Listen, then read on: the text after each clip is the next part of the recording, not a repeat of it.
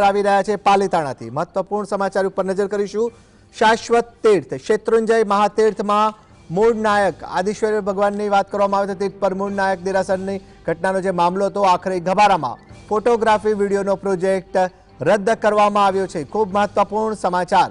ગભારામાં બનેલી ઘટનાના અગાઉ ગહેરા પ્રત્યાઘાત પડ્યા હતા, તેને લઈને જે વિવાદ સામે આવ્યો હતો આખરે ઘીના ઠામમાં ઘી ઠારવાની વાત સામે આવી। પેઢી દ્વારા અગાઉ દાવો કરાયો હતો કે બ્રાહ્મણ ફોટોગ્રાફર હતો, જે ફોટોગ્રાફી જે વ્યક્તિએ કરી હતી તે બ્રાહ્મણ હોવાની વાત સામે આવી।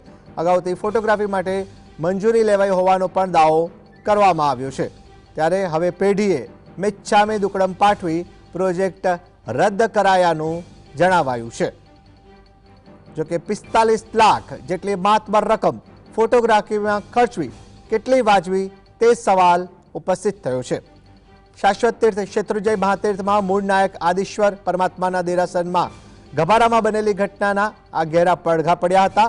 આ સાથે જ એક બાજુ સમાજમાં રોષની લાગણી ફેલાઈ છે, બીજી બાજુ પેઢી દ્વારા અગાઉ એવો દાવો કરાયો હતો કે ફોટોગ્રાફર બ્રાહ્મણ હતો અને અગાઉથી જે મંજૂરી મેળવાઈ હતી, હવે આ પેઢીએ મિચ્છામી દુક્કડમ પાઠવી તમામ ફોટોગ્રાફી વિડીયોગ્રાફી સંપૂર્ણ ડિલીટ કરી પ્રોજેક્ટ રદ કર્યાનું જણાવ્યું છે।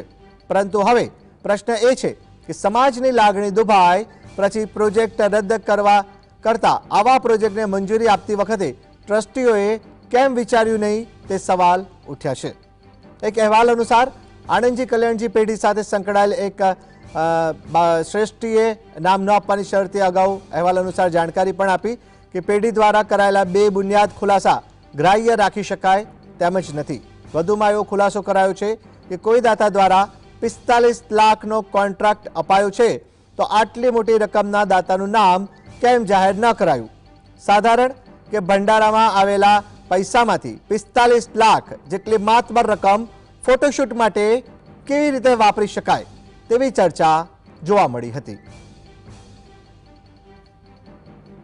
ગર્ભગૃહમાં જે રીતે લાઇટિંગ થઈ અને વિડીયોગ્રાફી કરવામાં આવી હતી તેમાં ટ્રસ્ટીઓને પણ દુઃખ થતા અને શાસનની જે લાગણી છે તીર્થ પ્રત્યેની એમાં અમને પણ ઉણપ જણાતા અમે તરત સ્પષ્ટીકરણ 2 જે છે એ બહાર પાડેલ છે અને એમાં અમે એ સંપૂર્ણ ફોટોગ્રાફી ડિલીટ કરેલ છે। ગભારામાં જે કંઈ પણ કાર્ય થયું છે તે બદલ સકળ સંઘને મિચ્છામી દુક્કડમ પાઠવેલ છે અને આ પ્રોજેક્ટ અમોએ રદ કરેલ છે।